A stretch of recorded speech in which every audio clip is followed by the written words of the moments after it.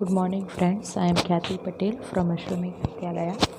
अब तक हम लोगों ने फर्स्ट सेमेस्टर के चैप्टर्स देखे, चैप्टर नंबर 1 to 4 और 9, 10 और 11। अब जो हमारे रिमेनिंग चैप्टर है उसमें से हम लोग आज चैप्टर नंबर 5 देखने वाले हैं। चैप्टर नंबर 5 है इंट्रोडक्शन टू ऑपरेटिंग सिस्टम। इस चैप्टर के अंदर हम लोग पूरे ऑपरेटिंग सिस्टम के बारे में डिस्कस करेंगे। ऑपरेटिंग सिस्टम क्या है, उसके कंपोनेंट क्या है, उसके फिर बाद में उसके अंदर के जो फंक्शंस है वो फंक्शंस क्या है, वो सब के बारे में हम लोग यहाँ पे बात करेंगे। तो कंप्यूटर जो आपका पूरा वर्क करता है वो कंप्यूटर ये ऑपरेटिंग सिस्टम के ऊपर वर्क करता है। तो यहाँ पे इस चैप्टर के अंदर सबसे पहले आपको ऑपरेटिंग सिस्टम की डेफिनेशन दिखाई गई है जो आपको अच्छे से लर्न करनी है और आपके नोटबुक के अंदर अच्छे से लिखनी भी है। ठीक है, ऑपरेटिंग सिस्टम। तो ऑपरेटिंग सिस्टम की डेफिनेशन यहाँ पे दिखाई गई है। N operating system is a controller. Operating system is the controller, resource allocator and common service provider for a computer system. ये इसकी डेफिनेशन है। डेफिनेशन आपको याद नहीं रखनी है क्योंकि आपकी एग्ज़ाम में सिर्फ MCQ आते हैं। तो डेफिनेशन आपको ऐसे दी जाएगी और इसमें से पूछा जाएगा विच of the following is the controller, resource allocator and common service provider for a computer. तो आपको उसका आंसर बताना है ऑपरेटिंग सिस्टम। ओके, नेक्स्ट जो टॉपिक दिखाया गया है the startup process of a computer. Computer की जो स्टार्टअप प्रोसेस है वो स्टार्टअप प्रोसेस क्या है। ठीक है, तो अब तक हम लोगों ने देखा है कि कंप्यूटर जो है वो कंप्यूटर के अंदर बहुत सारे टाइप की मेमोरी होती है। ठीक है, उसमें से हम लोगों ने देखा मेमोरी के बेसिकली 2 टाइप्स है। तो यहाँ पे हम लोग बात करेंगे कि कंप्यूटर के स्टार्टअप प्रोसेस के बारे में। तो जब तक आपका कंप्यूटर स्टार्ट नहीं होता है तब तक आपकी ऑपरेटिंग सिस्टम है वो ऑपरेटिंग सिस्टम वर्क नहीं करती है।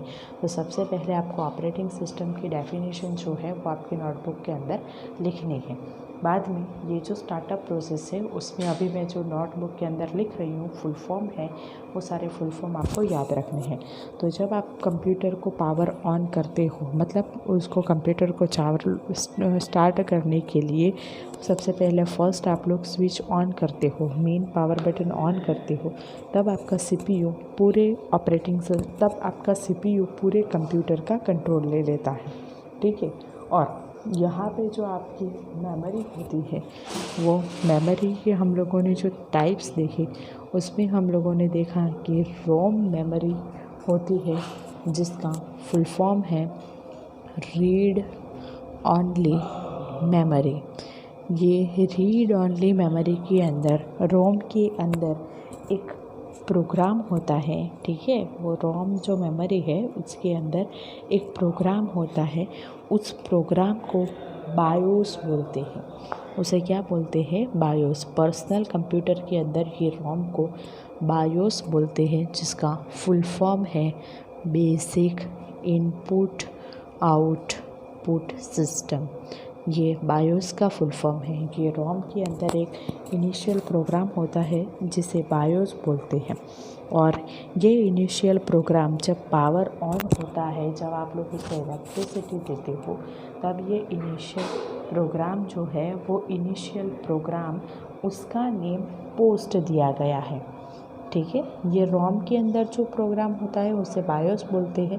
जब उसे पावर मिलता है तब उसके अंदर का जो ये प्रोग्राम है पोस्ट वो एग्जीक्यूट होता है जिसका फुल फॉर्म है पावर ऑन सेल्फ टेस्ट।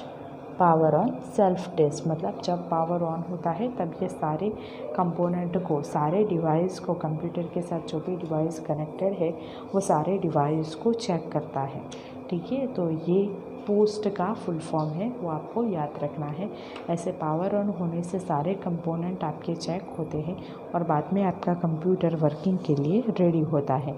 तो ये जो पूरे कंप्यूटर की स्टार्टअप प्रोसेस है, वो जो स्टार्टअप प्रोसेस को बूटिंग के नाम से जाना जाता है। ठीक है, ये स्टार्टअप प्रोसेस के अंदर इतनी चीज़ होती है ऐसा। ओके, तो ये बूटिंग किसे बोलते हैं? तो booting startup process of computer. Computer की स्टार्टअप प्रोसेस को बूटिंग बोलते हैं। ओके, तो ये आपको ध्यान में रखना है। नेक्स्ट टॉपिक आपको दिखाया गया है functions of an operating system. आपकी ऑपरेटिंग सिस्टम एक बार स्टार्ट हो जाती है तब इसके फंक्शंस क्या है, वो क्या क्या वर्क करती है, उसके बारे में ये फंक्शंस के बारे में डिस्क्रिप्शन दिया गया है। तो यहाँ पे जो फंक्शंस है वो फंक्शंस समराइज़ करके दिखाए गए हैं। बाद में हर एक फंक्शन डिटेल्ड में नीचे डिस्क्राइब किए गए हैं।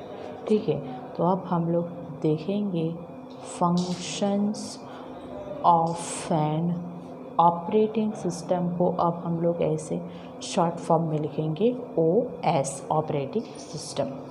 तो ऑपरेटिंग सिस्टम का सबसे पहला फर्स्ट फंक्शन है providing hardware access as a service. वो हार्डवेयर एक्सेस को भी सर्विस की तरह पे प्रोवाइड करता है। मतलब कंप्यूटर के साथ जो भी हार्डवेयर अटैच हुए रहते हैं वो सारे हार्डवेयर को आपकी ऑपरेटिंग सिस्टम आपको मैनेज करके देती है। वो प्रिंटर है या तो फिर आप लोग कोई दूसरा हार्डवेयर अटैच करते हो, वो सारे हार्डवेयर को आप लोग की ऑपरेटिंग सिस्टम वहाँ पे आपको एक्सेस करने की फैसिलिटी प्रोवाइड करती है। नेक्स्ट है आपका controlling, controlling, regulating and supervising resources in the computer के अंदर जो भी रिसोर्सेज है वो सारे रिसोर्सेज को कंट्रोल करने का, सारे रिसोर्स को रेगुलेट करने का और उसको सुपरवाइज करने का भी काम आपको हमें ऑपरेटिंग सिस्टम ही करती है। ठीक है, तो यहाँ पे ये जो कंट्रोलिंग है वो कंट्रोलिंग की बात करते हैं। तो यहाँ पे आप लोग कंप्यूटर के अंदर एक से ज़्यादा प्रोग्राम एक साथ चला सकते हो। ठीक है, तो जहाँ पे आपके एक से ज़्यादा program, more than one program, आपके ये सेकंड पॉइंट के अंदर ही पॉइंट है। The computer which allows to run more than one program is called, more than one program is called multi programming. ठीक है, the computer system which allows to run more than one program is called multi programming. जो computer system आपको एक ज़्यादा programme एक साथ चलाने की फैसिलिटी प्रोवाइड करती है उसे मल्टी प्रोग्रामिंग बोला जाता है। ठीक है, जैसे मल्टी प्रोग्रामिंग है वैसे ही नेक्स्ट आपको उसका फंक्शंस दिखाया गया है। हैंडलिंग, ये थर्ड फंक्शन है, हैंडलिंग मल्टी प्रोसेसर सिस्टम। अब ये कंप्यूटर जो है उसके अंदर बहुत सारे एक से ज़्यादा प्रोसेसर भी आप लोग यूज़ कर सकते हो। तो ये मल्टी प्रोसेसर किसे बोलते हैं? The computer which is having more than one processor.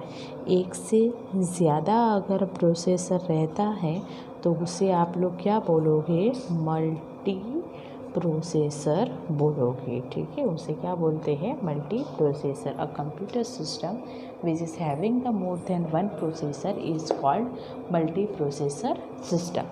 Next उसका फंक्शन है starting and stopping program execution. Starting and stopping program execution. Program का जो एग्जीक्यूशन है उसे स्टार्ट और स्टॉप करने का फंक्शन भी आपकी ऑपरेटिंग सिस्टम ही करती है।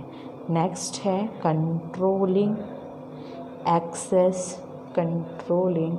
Access to memory. मेमोरी का जो एक्सेस है, मतलब हम लोगों ने देखा कि जैसे आपके कंप्यूटर को आप लोग स्विच ऑफ करते हो, बंद करते हो, तो वैसे प्राइमरी मेमोरी के अंदर के जो डेटा है वो सेकेंडरी मेमोरी के अंदर चले जाते हैं।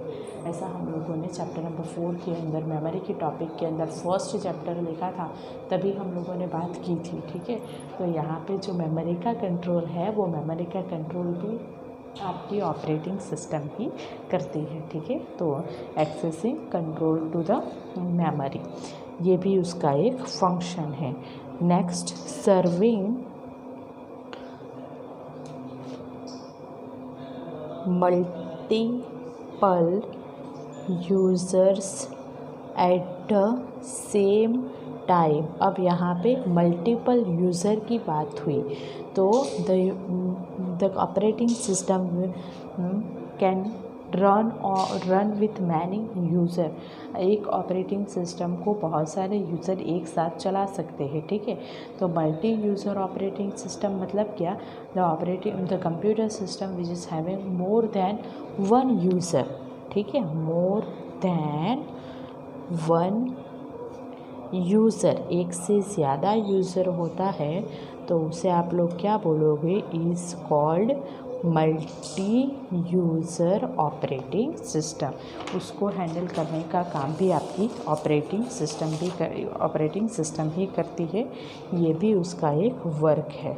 नेक्स्ट है आपका प्रोवाइडिंग सिक्योरिटी के तौर पे आप लोग कंप्यूटर के अंदर पासवर्ड डालते हो तो वो पासवर्ड देने के लिए भी आपकी ऑपरेटिंग सिस्टम ही आपकी यूज़ होती है। And the last function is providing other common services.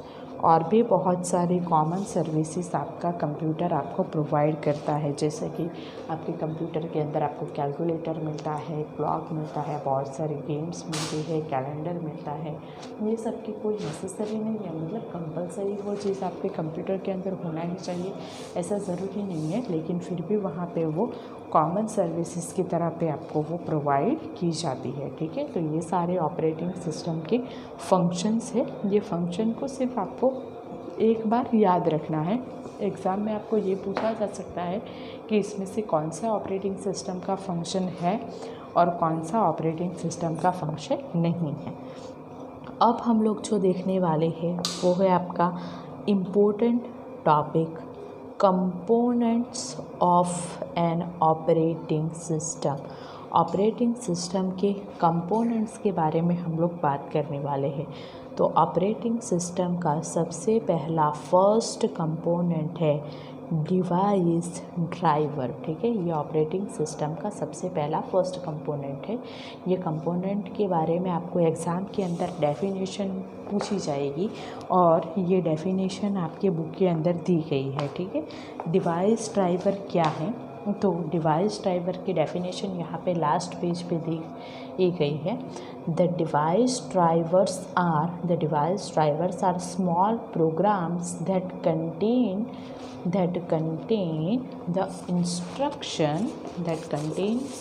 the instruction necessary for using this device। मतलब वो डिवाइस को चलाने के लिए जो भी नेसेसरी इंस्ट्रक्शन है वो सारे नेसेसरी इंस्ट्रक्शन आपका डिवाइस ड्राइवर स्टोर करके रखता है, ओके। एग्ज़ाम के अंदर आपको ये पूरी डेफिनेशन दी जाएगी और उसमें से पूछा जाएगा कि इसमें से कौन सा राइट आंसर है, कि which of the following are the small program that contains the necessary instruction for using this devices. तो आपको उसका आंसर बताना है डिवाइस ड्राइवर, ठीक है। तो इसकी डेफिनेशन जो मैंने अभी बुक के अंदर बताई वो आपको आपकी नोटबुक के अंदर लिख लेनी है, ओके। सेकंड उसका इम्पोर्टेंट कंपोनेंट है कर्नल। उसका सेकंड इम्पोर्टेंट कंपोनेंट है कर्नल। कर्नल के डेफिनेशन आपको ये बुक के अंदर लिखनी है। फर्स्ट डेफिनेशन ये जो दी गई है इतनी ही आपको यहाँ तक ही लिखनी है। The kernel is the core component और main program of the operating system. Kernel जो है वो आपके कंप्यूटर सिस्टम का कोर कंपोनेंट है, मेन कंपोनेंट है, ठीक है। तो उस कोर कंपोनेंट को, मेन कंपोनेंट को कर्नल बोलते हैं। वो कर्नल के अंदर की जो आपके कर्नल का यूज़ करके आपकी ऑपरेटिंग सिस्टम जो वर्क करती है उसका एक डायग्राम आपको दिखाया गया है। यहाँ पे सारे हार्डवेयर रहते हैं, मतलब आपके कंप्यूटर के साथ जो भी कीबोर्ड है, माउस है, प्रिंटर है, वो सारे हार्डवेयर यहाँ पे आते हैं। वो सारे हार्डवेयर को चलाने के लिए यहाँ पे आपको वो सारे हार्डवेयर के साथ डिवाइस ड्राइवर्स आते हैं, जो डिवाइस ड्राइवर उस हार्डवेयर को चलाते हैं। अगर हम लोग यहाँ पे लेते हैं कि ये कीबोर्ड यहाँ पे एक हार्डवेयर है, तो ये कीबोर्ड का डिवाइस ड्राइवर आएगा, जो डिवाइस ड्राइवर उस कीबोर्ड को चलाएगा। मतलब वो डिवाइस ड्राइवर जब तक वर्क करेगा तब तक कीबोर्ड वर्क करेगा, और जैसे वो डिवाइस ड्राइवर के अंदर कुछ प्रॉब्लम आ जाती है वैसे आपका कीबोर्ड वहाँ पे वर्क करना बंद कर देता है। तो ये डिवाइस ड्राइवर को कंट्रोल करने का काम ये कर्नल करता है। ये कर्नल ही ये सारे डिवाइस ड्राइवर को कंट्रोल करता है।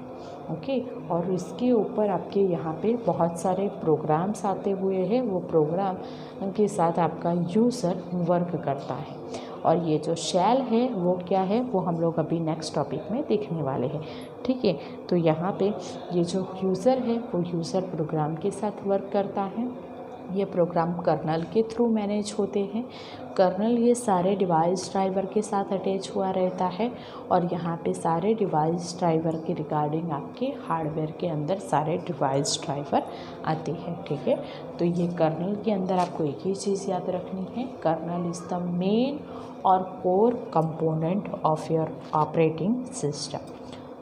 थर्ड कंपोनेंट है उसका शेल। सेल की डेफिनेशन भी यहाँ पे दी गई है, वो आपको याद रखनी है। कर्नल की और सेल की डेफिनेशन के अंदर कंफ्यूज नहीं होना है। Kernel is the most important या तो मेन मोस्ट कोर कंपोनेंट और main program of an operating system, whereas the shell is the most visible component of an operating system। Shell क्या है, मोस्ट विजिबल मतलब जो हमें हमारे सामने दिखता है उसे विजिबल बोलते हैं। तो शेल जो है वो शेल आपका मोस्ट विजिबल कंपोनेंट है ऑपरेटिंग सिस्टम का। ठीक है, और ये शेल इतना विजिबल है, इतना हम लोगों ने वो शेल को सेल से आपके ऑपरेटिंग सिस्टम को आप लोग पहचानते हो। ठीक है, जैसे आपके ऑपरेटिंग सिस्टम, अब तक आप लोगों ने विंडोज़ ऑपरेटिंग सिस्टम के साथ वर्क किया, लेकिन अब आप लोग 9th स्टैंडर्ड के अंदर उबंटू ऑपरेटिंग सिस्टम के साथ वर्क करोगे। तो कभी कभी आप लोग विंडोज़ के अंदर वर्क करोगे और कभी कभी आप लोग उबंटू के अंदर वर्क करोगे। तो वहाँ पे जो ऑपरेटिंग सिस्टम है वो जैसे आप लोग स्टार्ट करते हो वैसे ही आप लोग वहाँ पे पहचान लेते हो कि ये कौन सी ऑपरेटिंग सिस्टम है। मतलब जैसे आपको दिखाई जाती है वैसे ही आपको पता चल जाता है कि ये विंडोज़ है या उबंटू है। तो शेल जो है, ये जो विजिबल पार्ट है वो आपका शेल कहलाते हैं, और शेल की वजह से ही ये ऑपरेटिंग सिस्टम आपको वहाँ पे उसका इंटरफेस आपको दिखता है। ठीक है, तो यहाँ पे ये शेल आपको यूज़र इंटरफेस प्रोवाइड करता है। And shell provides a user interface. ये UI का फुल फॉर्म है, याद रखना, UI stands for user interface. And there are 2 categories of user interface. User interface कितने टाइप के होते हैं? 2 टाइप्स के। First one is known as CLI command line interface CLI, and second one is known as graphical user interface GUI। ठीक है, ये दोनों याद रखना है। there are 2 categories of UI user interface, CLI and GUI। CLI stands for command line interface and GUI stands for graphical user interface। ठीक है, ये फुल फॉर्म है, वो फुल फॉर्म आपके यहाँ पे आपको याद रखनी है। तो शेल जो है वो शेल क्या है, आपका most visible component of an operating system. अब यहाँ पे जो GUI एनवायरनमेंट है, वो GUI एनवायरनमेंट के अंदर the screen contains pictorial elements like desktop act as an background. वो जो GUI है वो GUI के अंदर आपको डेस्कटॉप मिलता है, विंडोज़ मिलते हैं, आइकन्स मिलते हैं, मेनूज मिलते हैं और बटन्स मिलते हैं। ठीक है, ये आपको याद रखना है। GUI environment contains the elements like your desktop, Windows, icons, menus and buttons, ठीक है। तो ये आपको याद रखना है। और नेक्स्ट कंपोनेंट है आपका fourth component of an operating system is known as file system. ये आपके ऑपरेटिंग सिस्टम का फोर्थ कंपोनेंट है, फाइल सिस्टम। ये जो फाइल सिस्टम है वो फाइल सिस्टम के अंदर दो ऑब्जेक्ट आते हैं, ठीक है।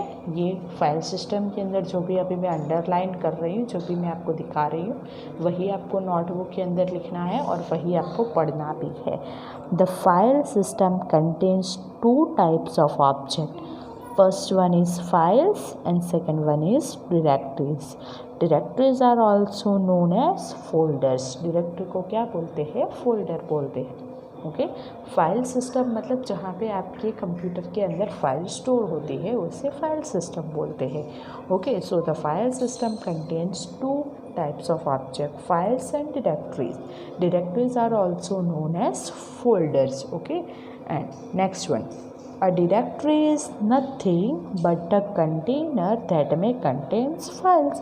डायरेक्टरी क्या है? वो कुछ नहीं है, लेकिन ये एक ऐसा फोल्डर है जिसके अंदर फाइल और डायरेक्टरीज आती है। और जो डायरेक्टरी के अंदर जो डायरेक्टरी है उसे सब डायरेक्टरीज बोलते हैं, ठीक है। डायरेक्टरी के अंदर जो दूसरी डायरेक्टरी आई हुई रहती है उसे क्या बोलते हैं? सब डायरेक्टरीज बोलते हैं, ठीक है। And the file system starts with root directory. File system जो है उसका स्टार्टिंग कहाँ से होता है? रूट डायरेक्टरी से होता है। तो यहाँ पे आपको फाइल सिस्टम का स्ट्रक्चर दिखाया गया है।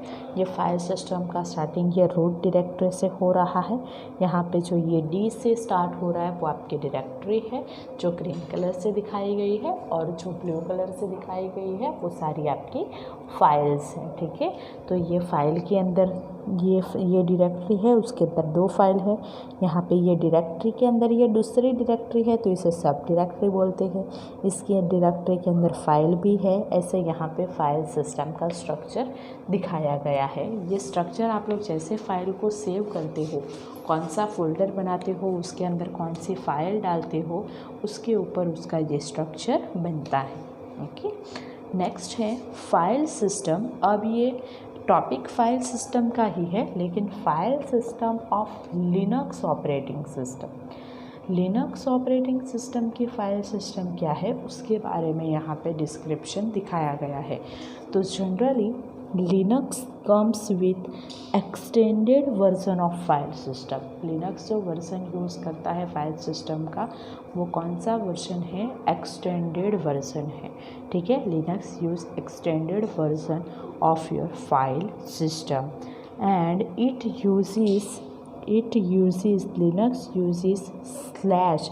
ये जो सिंबल है उसे स्लैश बोलते हैं। Slash character as the path separator. ये पाथ को सेपरेट करने के लिए ये लिनक्स ये स्लैश सिंबल का यूज़ करता है, okay. When you use CD with Linux, this CD generally use ISO 9660 file system. When CD is used with Linux operating system, it use ISO 9660 file system. Most important questions in your exam. And while you use DVD use UDF file system. DVD use which file system? UDF, ठीक है। तो ये file system of operating system के अंदर आपको 4 points book के अंदर लिखने हैं और याद रखने हैं। Linux generally uses extended file system.